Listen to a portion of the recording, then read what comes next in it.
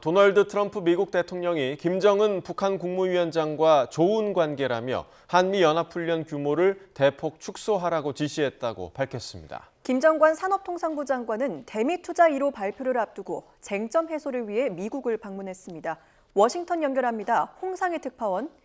네, 트럼프 대통령이 한미연합훈련 축소를 지시했다고요?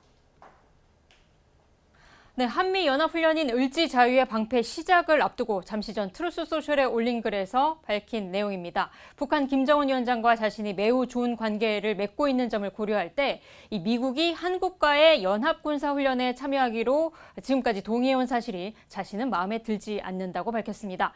한미연합훈련에 대해 트럼프 대통령은 비용이 많이 들고 비용의 상당 부분을 미국이 부담한다고 주장하기도 했습니다.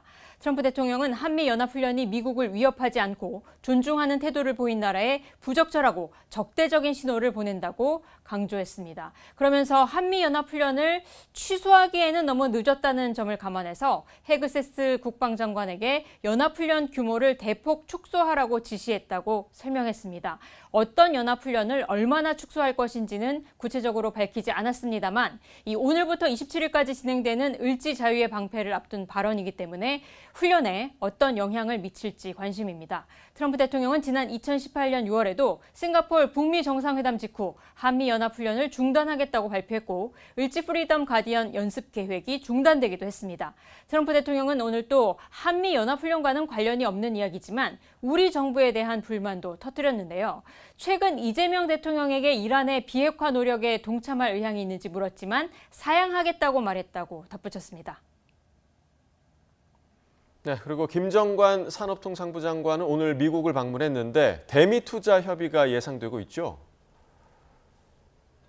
네, 김정관 장관이 지난달 한미조선협력센터 개소식에 참석한 지 3주 만에 다시 워싱턴 DC를 다시 찾았습니다. 김 장관은 지난해 우리나라가 미국과 합의한 대미투자 1호 프로젝트 발표를 앞두고 주요 쟁점을 해소할 필요가 있어서 미국을 방문하게 됐다고 밝혔는데요. 김 장관의 설명 먼저 들어보시겠습니다. 디테일하게 지금 협상 중인데 생각했던 것보다 이슈들이 있다 보니까 다양한 쟁점들이 나오고 있어서 그걸 목표로 그걸 어떻게 해서든지 간에 좀 해결해보자. 트럼프 행정부가 우리 정부에 서한을 보내 대미 투자를 이행하지 않으면 관세를 올리겠다고 압박했다는 보도에 대해서는 자신은 그런 압박을 받은 적이 없다고 말했습니다. 이 발언도 들어보겠습니다. 저한테는 받은 적은 없고, 근데 아마 투자 속도를 내자는 취지에서는 이야기는 알다시피 금년 초부터 트럼프 대통령도 그런 말씀을 하셨고.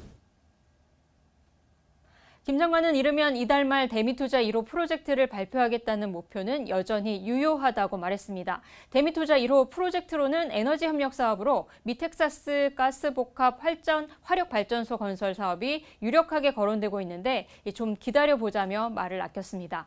무역법 301조를 근거로 한 미국의 과잉 생산, 관세 발표를 앞두고 이 추가 관세에 대한 논의도 이뤄질 것으로 보입니다. 일각에서는 미국이 과잉 생산 추가 관세를 부과할 경우 한국산 제품에 대한 관세가 이 한미가 무역협상에서 합의한 15%를 넘어설 수 있다는 우려도 내놓고 있는데요.